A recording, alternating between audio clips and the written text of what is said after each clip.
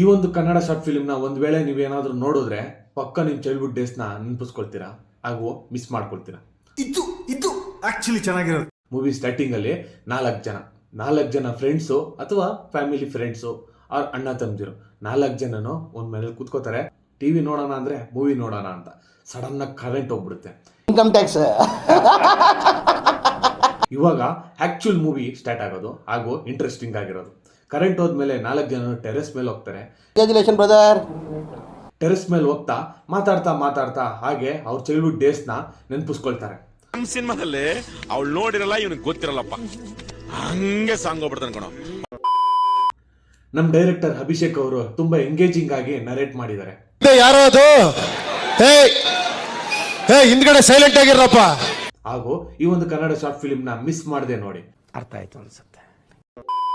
Bio ಅಲ್ಲಿ link ಹಾಕಿರ್ತೀನಿ, ಜೊತೆಲಿ ಕಮೆಂಟ್ ಅಲ್ಲಿ ಶಾರ್ಟ್ ಫಿಲ್ಮ್ ನೇಮ್ನ ಪಿನ್ ಮಾಡಿರ್ತೀನಿ. ಇದೆ ಮೂವಿ, ಆದ್ರೆ ಮಾತ್ರ ಹೆಂಗ್ ತೆಗ್ದಾರ ಅಂತ ಗೊತ್ತಿಲ್ಲ. ಮೂವಿ ಸೂಪರ್ ಆಗಿದೆ ಮೂವಿ.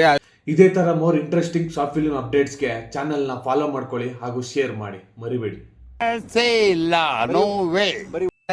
ಇಷ್ಟು ಹೇಳಕ್ ಇಷ್ಟಪಡ್ತೀನಿ. ಓಕೆ ಫ್ರೆಂಡ್, ಬಾಯ್. ಅಷ್ಟೇ.